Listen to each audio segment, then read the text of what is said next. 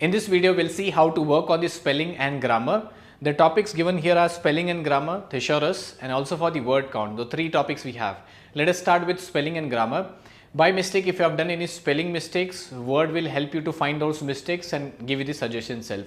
So I'll go with the first one. So this is the spelling. So what I've done is I've written some sentence here and purposely made the mistake. I'm just checking whether the Word is capable of finding the mistakes and giving me some suggestions. So what I've written is, this is not a correct statement. I wanted to write that, but I've written something wrong. So what I'll do is I'll ask him to check the spelling. Two methods. One is the long cut method and second is the shortcut.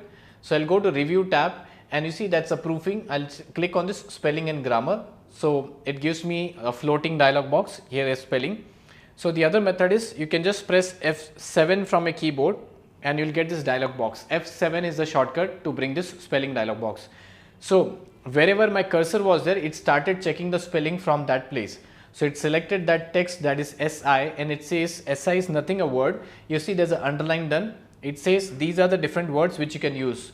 So I say as I want this is and I can say as change. So that text is replaced by the word is.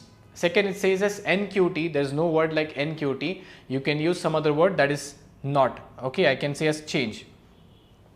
The third one, it says the statement, the spelling is something wrong. So it selects statement and click on statement. And the last one, it says for THSI and it says, suppose I want to accept that, I can just click on this ignore or ignore all. Or if I want to select everything and accept all, so I can select this change all. Right now I'll say I want to say as change. So this way it says, okay, the spelling is corrected and it gave me proper sentence. The underline which was given there, it has been removed now. So it says all the spelling and grammar check is complete. So now your document is proper done. So this way it works spelling, right? So the next one I have, that is thesaurus. Suppose I want to have one word, I'm not getting that word. I want something better word than that.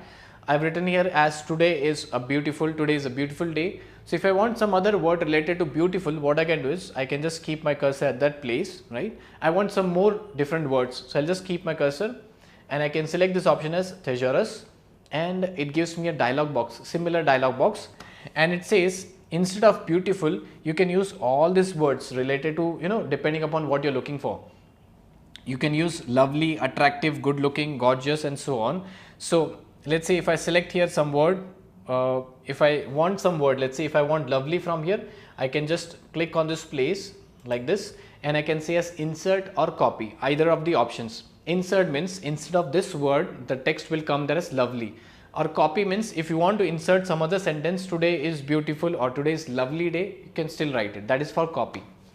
But now if you observe here, that's one is lovely is given as adjective, and at the bottom again there are some other things which are written. It can be a noun, pronoun and so on, but here it is given as adjective. So depending upon the word. Now if I want to insert, simple thing is you can just click on insert. If I click on insert, please observe here, insert. So that text has been replaced by some other word. So thesaurus works when you want some more words with the related thing, right?